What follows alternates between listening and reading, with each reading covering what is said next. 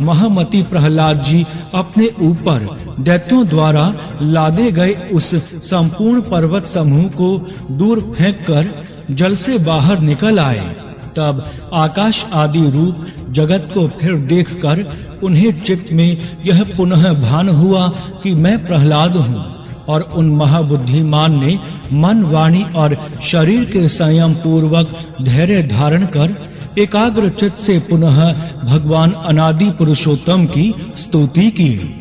प्रहलाद जी कहने लगे, हे परमार्थ, हे अर्थ, दृश्य रूप, हे स्थूल सूक्ष्म जागृत स्वपन दृश्य स्वरूप, हे शराक्षर कार्य कारण रूप, हे व्यक्ताव्यक्त दृश्य दृश्य स्वरूप, हे कलातीत, हे सकलेश्वर, हे निरंजन देव, आपको नमस्कार है। हे गुणों को अनुरंजित करने वाले, हे गुणाधार, हे निर्गुणात्मन, हे गुण स्थित, हे मूर्त और अमूर्त महामूर्तिमान, हे सूक्ष्म मूर्ति, हे प्रकाश प्रकाश स्वरूप, आपको नमस्कार है। हे विकराल और सुंदर रूप, हे विद्या और अविद्यामय अच्युत, हे सदसत कार्य कारण रूप जगत के उद्भव स्थान और सद सजगत के पालक, आपको नमस्कार है। हे नित्यानित्य आकाश घटादि रूप प्रपंचात्मन, हे प्रपंच से पृथक रहने वाले, हे ज्ञानियों के आश्रय रूप, हे एकानेक रूप आदि कारण वासुदेव, आपको नमस्कार है।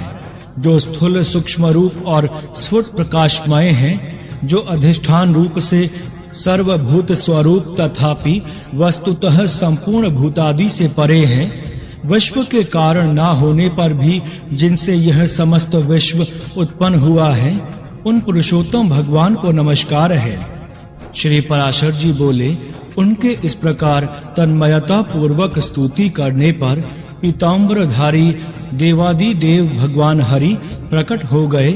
हे द्विज, उन्हें सहसा प्रकट हुए देख वे खड़े हो गए और गद्य गद्य वाणी से भगवान विष्णु को नमस्कार है, भगवान विष्णु को नमस्कार है, ऐसा बारंबार कहने लगे। प्रहलाद जी बोले, हे शरणागत दुखहारी श्री केशव देव, प्रसन्न होइए। हे अच्युत, अपने पुण्य दर्शनों से मुझे फिर भी पवित्र कीजिए। श्री भगवान बोले, हे प्रहलाद, मैं तेरी अनन्य भक्ति से अति प्रसन्न हूँ, तुझे जिस वर की इच्छा हो मांग ले। प्रहलाद जी बोले, हे नाथ, सहस्त्रों योनियों से मैं जिसमें भी जाऊं, उसी में हे अच्युत, आप में मेरी सर्वदा अक्षुण्ण भक्ति रहे। अविवेकी पुरुषों की विषयों में जैसी अविचल प्रीति होती है, वैसी ही आपका स्मरण करते हुए मेरे हृदय से कभी दूर ना हो। श्री भगवान बोले, हे प्रहलाद, मुझ में तो तेरी भक्ति है ही और आगे भी ऐसी ही रहेगी, किंतु इसके अतिरिक्त भी तुझे और जिस वर की इच्छा हो मुझसे मांग ले। प्रहलाद जी बोले, हे देव, आपकी स्तुति में प्रवृत्त होने से मेरे पिता के चित्त में मेरे प्रति जो द्वेष हुआ है, उन्हें उससे जो पाप लगा है वह नष्ट हो जाए।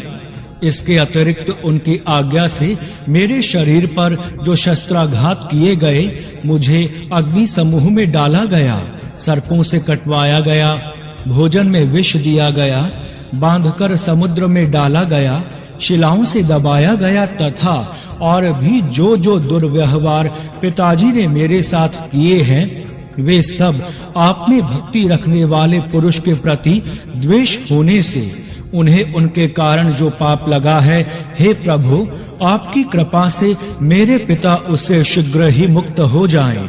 श्री भगवान बोले, हे प्रहलाद, मेरी कृपा से तुम्हारी ये सब इच्छाएं पूर्ण होंगी। हे असुर कुमार, मैं तुमको एक वर और भी देता हूँ, तुम्हें जो इच्छा हो मांग लो। प्रहलाद जी बोले, हे भगवान, मैं तो आपके इस वर से ही कृतकृत्य हो गया कि आपकी कृपा से आप में मेरी निरंतर अविचल भक्ति रहेगी। हे प्रभु, संपूर्ण जगत के कारण रूप आपके जिसके निश्चल भक्ति है, मुक्ति भी उसकी मुट्ठी में रहती है। फिर धर्म अर्थ काम से तो उसे लेना ही क्या है। श्री भगवान बोले, हे प्रहलाद, मेरी भक्ति से युक्त तेरा चित्त जैसा निश्चल है, उसके कारण तू मेरी कृपा से परम निर्वाण पद प्राप्त करेगा। श्री पराशर जी बोले, हे मैत्रेय, ऐसा कहे भगवान उनके देखते देखते अंतर्ध्यान हो गए और उन्होंने भी फिर आकर अपने पिता के चरणों की वंदना की। हे द्विज, तब पिता हिरण्यकशिपु ने, जिसे नाना प्रकार से पीड़ित किया था, उस पुत्र का सिर सूंघकर आंखों में आंसू भरकर कहा, पुत्र जीता तो है। वह महान असुर अपने किए पर पछताकर फिर प्रहलाद से प्रेम करने लगा और इस प्रकार धर्मज्ञ प्रहलाद जी भी अपने गुरु और माता पिता की सेवा शुश्रूषा करने लगे। हे मैत्रेय, तदंतर नरसिंह रूपधारी भगवान विष्णु द्वारा पिता के मारे जाने पर वे दैत्यों के राजा हुए। हे द्विज, फिर प्रारब्ध क्षयकारिणी राज्य लक्ष्मी बहुत से पुत्र पौत्र आदि तथा परम ऐश्वर्य पाकर कर्माधिकार के क्षीण होने पर पुण्य पाप से रहित होकर भगवान का ध्यान करते हुए उन्होंने परम निर्वाण पद प्राप्त किया। हे मैत्रेय, जिनके विषय में तुमने पूछा था, वे परम भगवत भक्त महामती दैत्य प्रवर प्रहलाद जी ऐसे प्रभावशाली हुए। उन महाराजा प्रहलाद जी के इस चरित्र को जो पुरुष सुनता है, उसके पाप शीघ्र ही नष्ट हो जाते हैं। हे मैत्रेय, इसमें संदेह नहीं है कि मनुष्य प्रहलाद चरित्र के सुनने या पढ़ने से दिन रात के निरंतर किए हुए पापों से अवश्य छूट जाता है। हे द्विज, पूर्णिमा, अमावस्या, अष्टमी अथवा द्वादशी को इसे पढ़ने से मनुष्य को गोदान का फल मिलता है। जिस प्रकार भगवान ने प्रहलाद जी की संपूर्ण आपत्तियों से रक्षा की थी, उसी प्रकार वे सर्वदा उसकी भी रक्षा करते हैं जो उनका चरित्र सुनता है। इस प्रकार श्री विष्णु पुराण के पहले अंश में 20वां अध्याय संपूर्ण हुआ। जय श्री हरि। श्री विष्णु पुराण 21वां अध्याय कश्यप जी की अन्य स्त्रियों के वंश एवं मरुदगण की उत्पत्ति का वर्णन। श्री पराशर जी बोले, सहलाद के पुत्र आयुष्मान शिबी और बाष्कल थे तथा प्रहलाद के पुत्र विरोचन थे और विरोचन से बलि का जन्म हुआ। हे महामुनि, बलि के 100 पुत्र थे, जिनमें बाणासुर सबसे बड़ा था। हिरण्याक्ष के पुत्र उत्कुर, शकुनी, भूत संतापन, महानाभ, महाबाहु तथा कालनाभ आदि सभी महाबलवान थे। कश्यप जी की एक दूसरी स्त्री दनु के पुत्र द्विमूर्धा, शंबर, अयोमुख, शंकुशिरा, कपिल, शंकर, एक चक्र, महाबाहु, तारक, महाबल, स्वरभानु, वृषपर्वा, महाबली, पुलोम और परम पराक्रमी विप्रचिति थे। ये सब दनु के पुत्र विख्यात हैं। स्वरभानु की कन्या प्रभा थी तथा शर्मिष्ठा, उपदानी और हैशिरा, ये वृषपर्वा की परम सुंदरी कन्याएं विख्यात हैं। वैश्वानर की पुलोमा और कालका 2 पुत्रियां थीं। हे महाभाग, वे दोनों कन्याएं मरीचि नंदन कश्यप जी की भार्या हुईं। उनके पुत्र 60,000 दानव श्रेष्ठ हुए। मरीचि नंदन कश्यप जी के वे सभी पुत्र पोलोम और कालकय कहलाए। इसके सिवा विप्रचीति के सिंहिका के गर्भ से और भी बहुत सी महाबलवान, भयंकर और अति क्रूर पुत्र उत्पन्न हुए। वे वंश शल्य, बलवान, नभ, महाबली, वातापी, नमुची, इलवल, खस्रम, अंधक, नरक, कालनाभ, महावीर, स्वरभानु और महादैत्य वक्त्र योधी थे। ये सब दानव श्रेष्ठ दनु के वंश को बढ़ाने वाले थे। इनके और भी सैकड़ों हजारों पुत्र पौत्र आदि हुए। महान तपस्या द्वारा आत्मज्ञान संपन्न दैत्यवर प्रहलाद जी के कुल में निवात कवच नामक दैत्य उत्पन्न हुआ। कश्यप जी की स्त्री ताम्रा की शुकी, शयनी, भासी, सुग्रीवी, शुचि और ग्रध्रिका, ये 6 अति प्रभावशालिनी कन्याएं कही जाती हैं। शुकी से शुक, उलुक एवं उलुकों के प्रति पक्षी, काक आदि उत्पन्न हुए तथा शयनी से शयन अर्थात बाज, भासी से भास और ग्रध्रिका से ग्रधों का जन्म हुआ। शुचि से जल के पक्षी गण और सुग्रीवी से अश्व, उष्ट्र और गर्दभों की उत्पत्ति हुई। इस प्रकार यह ताम्रा का वंश कहा जाता है। विंता के गरुड़ और अरुण ये दो पुत्र विख्यात हैं। इनमें पक्षियों में श्रेष्ठ सुपर्ण अर्थात गरुड़ जी अति भयंकर और सर्पों को खाने वाले हैं। हे ब्रह्मन, सुरसा से सहस्त्रों सर्प उत्पन्न हुए जो बड़े ही प्रभावशाली, आकाश में विचरने वाले, अनेक शिरों वाले और बड़े विशालकाय थे। और क्रदु के पुत्र भी महाबली और अमित तेजस्वी, अनेक सिर वाले सहस्त्रों सर्प ही हुए जो गरुड़ जी के वशव्रती थे। उनमें से शेष, वासुकी, तक्षक, शंख, श्वेत, महापद्म, कंबल, अश्वतर, एलापुत्र, नाग, करकोटक, धनंजय तथा और भी अनेकों उग्र विषधर एवं काटने वाले सर्प प्रधान हैं। क्रोधवशा के पुत्र क्रोधवश गण हैं। वे सभी बड़ी-बड़ी डाढ़ों वाले, भयंकर और कच्चा मांस खाने वाले जलचर, स्थलचर एवं पक्षी गण हैं। महाबली पिशाचों को भी क्रोधा ने ही जन्म दिया है।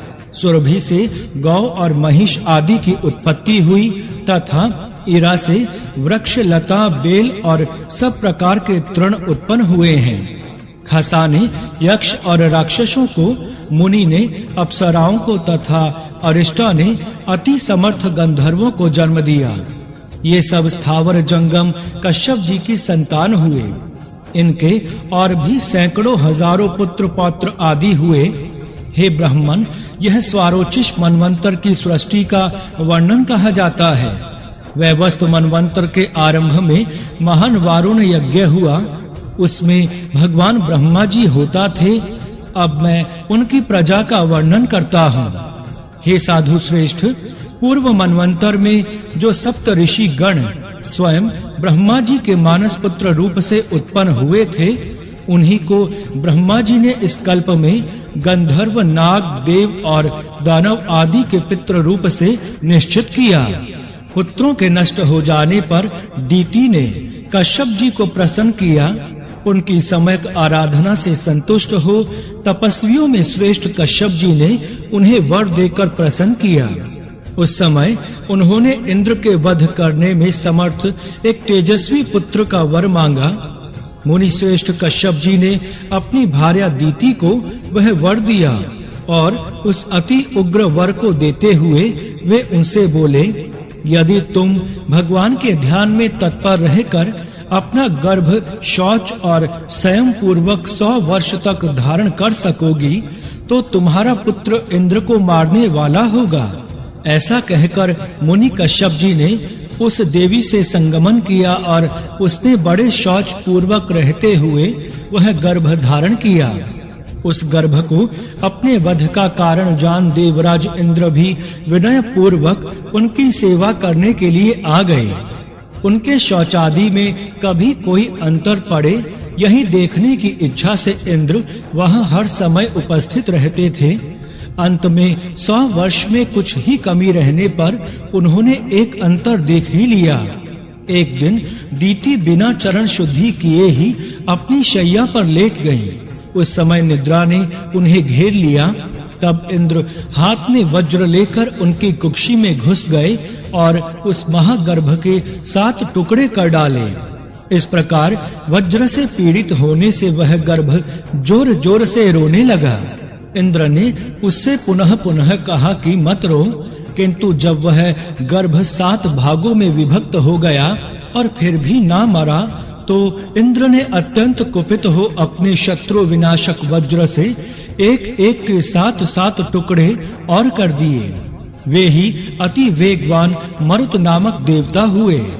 भगवान इंद्र ने जो उससे कहा था कि माँ रो देही मत रो, इसीलिए वे मरुत कहलाए। ये 49 मरुदगण इंद्र के सहायक देवता हुए। इस प्रकार श्री विष्णु पुराण के पहले अंश में 21वां अध्याय संपूर्ण हुआ। जय श्री हरि। श्री विष्णु पुराण 22वां अध्याय भगवान विष्णु की विभूति और जगत की व्यवस्था का वर्णन। श्री पराशर जी बोले, पूर्व काल में महर्षियों ने जब महाराज पृथु को राज्य पद पर अभिषिक्त किया तो लोक पितामह श्री ब्रह्मा जी ने भी क्रम से राज्यों का बंटवारा किया। ब्रह्मा जी ने नक्षत्र, ग्रह, ब्राह्मण, संपूर्ण वनस्पति और यज्ञ तथा तप आदि के राज्य पर चंद्रमा को नियुक्त किया। इसी प्रकार विशर्वा के पुत्र कुबेर जी को राजाओं का, वरुण को जलों का, विष्णु को आदित्यों का और अग्नि को वसु गणों का अधिपति बनाया गया। दक्ष को प्रजापतियों का, इंद्र को मरुदगण का तथा प्रहलाद जी को दैत्य और दानवों का आधिपत्य दिया गया। पितृगण के राज्य पद पर धर्मराज यम को अभिषिक्त किया और संपूर्ण गजराजों का स्वामित्व ऐरावत को दिया गया। गरुड़ को पक्षियों का, इंद्र को देवताओं का, उच्चह शवा को घोड़ों का और वृषभ को गौओं का अधिपति बनाया गया। प्रभु ब्रह्मा जी ने समस्त मृगों, वन्य पशुओं का राज्य सिंह को दे दिया और सर्पों का स्वामी शेषनाग को बनाया। स्थावरों का स्वामी हिमालय को, मुनि जनों का कपिल देव जी को और नख तथा दाढ़ वाले मृगगण का राजा व्याघ्र बाघ को बनाया तथा प्लक्ष अर्थात पाकर को वनस्पतियों का राजा किया। इसी प्रकार ब्रह्मा जी ने और जातियों के प्राधान्य की भी व्यवस्था की। इस प्रकार राज्यों का विभाग करने के अनंतर प्रजापतियों के स्वामी ब्रह्मा जी ने सब और दिक्पालों की स्थापना की। उन्होंने पूर्व दिशा में वैराज प्रजापति के पुत्र राजा सुधन्वा को दिक्पाल पद पर अभिषिक्त किया तथा दक्षिण दिशा में क्रदम प्रजापति के पुत्र राजा शंख पद की नियुक्ति की। कभी च्युत न होने वाले रजस पुत्र महात्मा केतुमान को उन्होंने पश्चिम दिशा में स्थापित किया और प्रजनय प्रजापति के पुत्र अति दुर्धर्ष राजा हिरण्या रोमा को उत्तर दिशा में अभिषिक्त किया। वे आज तक 7 द्वीप और अनेकों नगरों से युक्त इस संपूर्ण पृथ्वी का अपने अपने विभागानुसार धर्म पूर्वक पालन करते हैं। हे मुनि सतम, ये तथा अन्य भी जो संपूर्ण राजा लोग हैं, वे सभी विश्व के पालन में प्रवर्त परमात्मा श्री भगवान विष्णु के विभूति रूप हैं।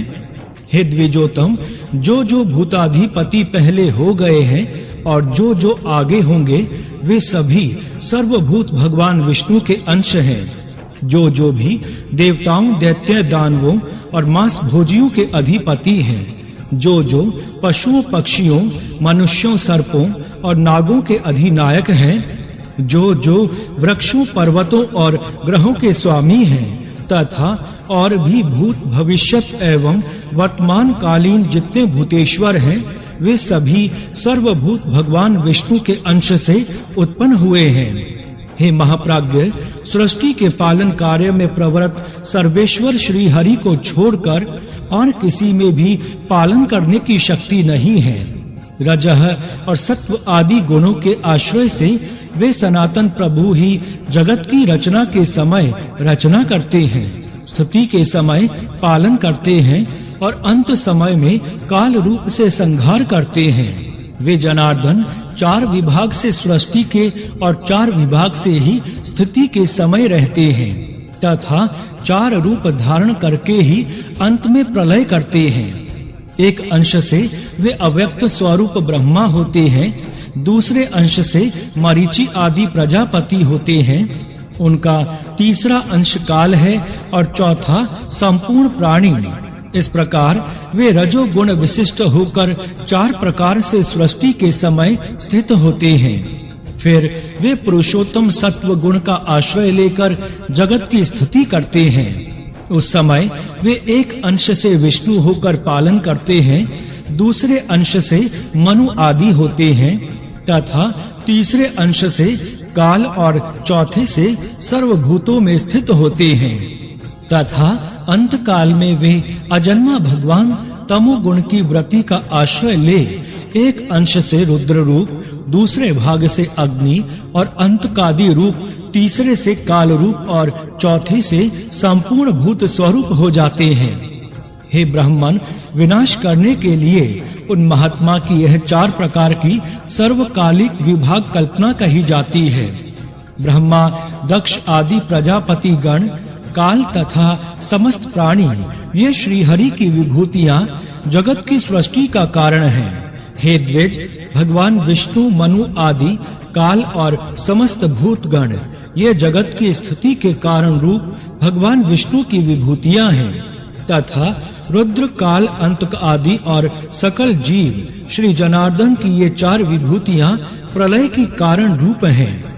हे द्विज, जगत के आदि और मध्य में तथा प्रलय पर्यंत भी ब्रह्मा, मरीचि आदि तथा भिन्न-भिन्न जीवों से ही सृष्टि हुआ करती है। सृष्टि के आरंभ में पहले ब्रह्मा जी रचना करते हैं, फिर मरीचि आदि प्रजापति गण और तदंतर समस्त जीव क्षण-क्षण में संतान उत्पन्न करते रहते हैं। हे द्विज, काल के बिना भगवान ब्रह्मा, प्रजापति एवं अन्य समस्त प्राणी भी सृष्टि रचना नहीं कर सकते। अतः भगवान काल रूप विष्णु ही सर्वदा सृष्टि के कारण हैं। हे मैत्रेय जी, इसी प्रकार जगत की स्थिति और प्रलय में भी उन देव के 4 विभाग बताए जाते हैं।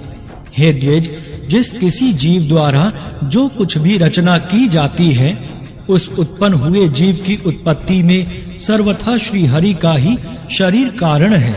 हे मैत्रेय, इसी प्रकार जो कोई स्थावर जंगम भूतों में से किसी को नष्ट करता है, वह नाश करने वाला भी श्री जनार्दन का अंतकारक रौद्र रूप ही है।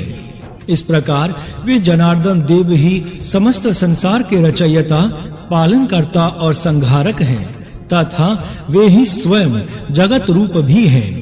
जगत की उत्पत्ति, स्थिति और अंत के समय वे इसी प्रकार तीनों गुणों की प्रेरणा से प्रवृत्त होते हैं, तथापि उनका परम पद महान निर्गुण है। परमात्मा का वह स्वरूप ज्ञानमय, व्यापक, स्वयं वेद्य, स्वयं प्रकाश और अनुपम है तथा वह भी 4 प्रकार का ही है। श्री मैत्रेय जी बोले, हे मुने, आपने जो भगवान का परम पद कहा वह 4 प्रकार का कैसे है, यह आप मुझे विधि पूर्वक कहिए। श्री पराशर जी बोले, हे मैत्रेय, सब वस्तुओं का जो कारण होता है वही उनका साधन भी होता है, और जिस अपनी अभिमत वस्तु की सिद्धि की जाती है वही साध्य कहलाती है। मुक्ति की इच्छा वाले योगी जनों के लिए प्राणायाम आदि साधन है और पर ब्रह्म ही साध्य है, जहाँ से फिर लौटना नहीं पड़ता। हे मुने, जो योगी की मुक्ति का कारण है वह साधना लंबन ज्ञान ही उस ब्रह्मभूत परम पद का प्रथम भेद है। क्लेश बंधन से मुक्त होने के लिए योगाभ्यासी योगी का साध्य रूप जो ब्रह्म है, हे महामुने, उसका ज्ञान ही आलंबन विज्ञान नामक दूसरा भेद है। इन दोनों साध्य साधनों का अभेद पूर्वक जो अद्वैतमय ज्ञान है, उसी को मैं तीसरा भेद कहता हूँ। और हे महामुने, उक्त तीनों प्रकार के ज्ञान की विशेषता का निराकरण करने पर अनुभव हुए आत्म स्वरूप के समान ज्ञान स्वरूप भगवान विष्णु का जो निर्वय पार अनिवर्चनीय व्याप्ति मात्र अनुपम आत्मबोध स्वरूप सत्ता मात्र अलक्षण शांत अभय शुद्ध भावनातीत और आश्रयहीन रूप है, वह ब्रह्म नामक ज्ञान उनका चौथा भेद है। हे द्विज, जो योगी जन अन्य ज्ञानों का निरोध कर इस चौथे भेद में ही लीन हो जाते हैं, वे इस संसार क्षेत्र के भीतर बीजारोपण रूप कर्म करने में निर्बीज वासना रहित होते हैं, अर्थात वे लोक संग्रह के लिए कर्म भी करते रहते हैं, तो भी उन्हें उन कर्मों का कोई पाप पुण्य रूप फल प्राप्त नहीं होता। इस प्रकार का वह निर्मल, नित्य, व्यापक, अक्षय और समस्त है गुणों से रहित विष्णु नामक परम पद है। पुण्य पाप का क्षय और कलेशों की निवृत्ति होने पर जो अत्यंत निर्मल हो जाता है, वही योगी उस पर ब्रह्म का आश्रय लेता है, जहाँ से वह फिर नहीं लौटता। उस ब्रह्म के मूरत और अमूरत 2 रूप हैं, जो क्षर और अक्षर रूप से समस्त प्राणियों में स्थित हैं। अक्षर ही वह पर ब्रह्म है और क्षर संपूर्ण जगत है।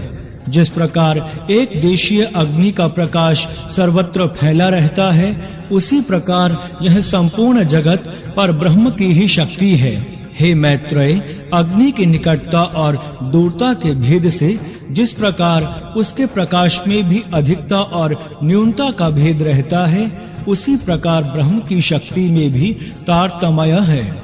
हे ब्राह्मण, ब्रह्मा, विष्णु और शिव ब्रह्म की प्रधान शक्तियां हैं। उनसे न्यून देवगण हैं तथा उनके अनंतर दक्ष आदि प्रजापति गण हैं। उनसे भी न्यून मनुष्य, पशु, पक्षी, मृग और सरीसृप आदि हैं तथा उनसे भी अत्यंत न्यून वृक्ष, गुल्म और लता आदि हैं। अतः हे मुनिवर, आविर्भाव अर्थात उत्पन्न होना, तिरोभाव अर्थात छिप जाना, जन्म और नाश आदि विकल्प युक्त भी यह संपूर्ण जगत वास्तव में नित्य और अक्षय ही है। सर्वशक्तिमय भगवान विष्णु ही ब्रह्म के पर स्वरूप तथा मूर्त रूप हैं, जिनका योगी जन योगारंभ के पूर्व चिंतन करते हैं। हे मुने, जिनमें मन को सम्यक प्रकार से निरंतर एकाग्र करने वालों को आलंबन युक्त सबीज अर्थात संप्रज्ञात महायोग की प्राप्ति होती है। हे महाभाग, वे सर्व ब्रह्ममय श्री भगवान विष्णु समस्त